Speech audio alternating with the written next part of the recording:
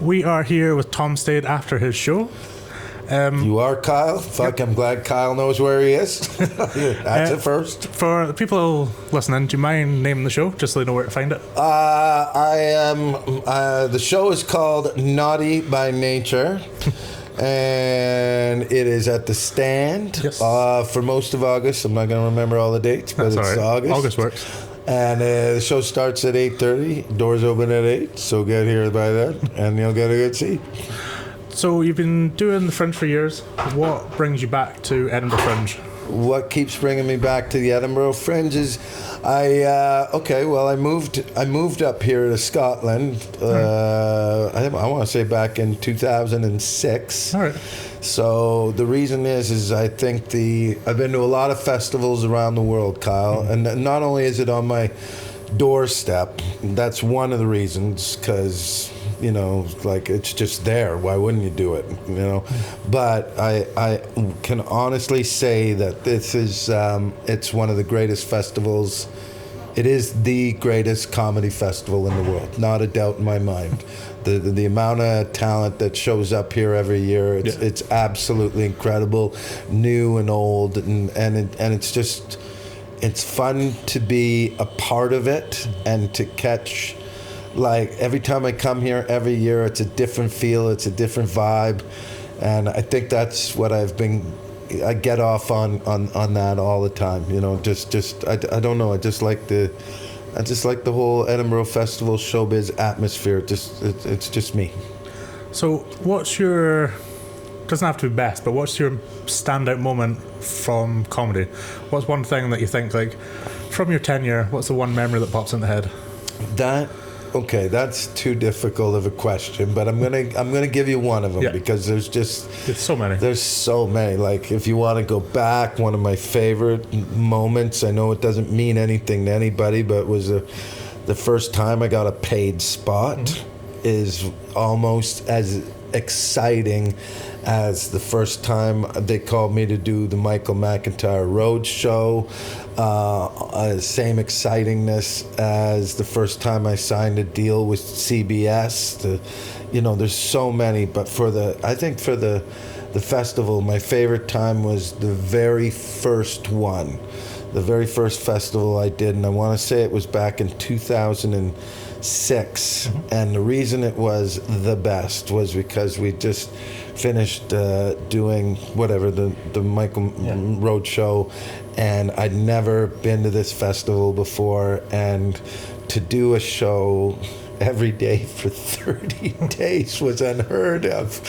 But it was being here on my first festival was probably the most exciting, because I just didn't know what to expect. Do you know what I mean? And man, did Edinburgh deliver. So the last question is something I ask everyone. I get everyone to leave an anonymous note for the next person. Okay. So the last person I spoke to wanted to ask the question, what's the worst piece of advice that you've been given? The worst piece of advice I've been given? Oh my God. What is the worst piece of advice I've been given? Oh, we're going to be here for a little while, man. What is the worst piece of advice? I'm trying to think of everybody who's given me advice. I think the worst piece of advice somebody gave me... Kyle, that's a good one. I'm sorry. Sorry, everybody. That's tough, because I want to say it so people can fucking avoid it. I think the worst piece of advice... Oh my God, the worst piece of advice I got. We said the same thing. It was such a good question, because everybody was always like, what's the best thing you've got? Yeah. What's the worst? I think I'm going back now through fucking worst piece of advice I got. Oh, you know what? The worst piece of advice I ever got was practice makes perfect. That somebody said that to me, and I think that is the worst piece of, because all practice does is make permanent. Interesting. And that was from Barry Silkman, who used to play for Man City. And we were talking, I was saying, I gotta practice this thing, and he goes, don't practice it, Tom, always be in the moment, be free-flowing. I was like, what are you talking about? And everybody would say practice makes perfect, and then I used to do that until this guy changed my mind and said that practice makes permanent. And I was like going, ooh, yes. So if I just sort of loosely do it, I can dance around all the jokes, and they change every night, keeps it exciting for you, and it's not so predictable. So I think that's the worst piece of advice I've ever gotten. Practice makes perfect. I like that. So that took a little searching there, that but means it's true. yeah, it means it's real. yeah, it is. The guy that told it to me, he's a big-time football agent, man. So And how dare him talk about comedy? But actually, that's really good. So what's something that you'd like to pass on to the next person? Doesn't have to be a question. It can be a piece of advice. Okay. Here's mine. Do you wear? Because we were having this one. When you go on stage, jacket or no jacket? Okay.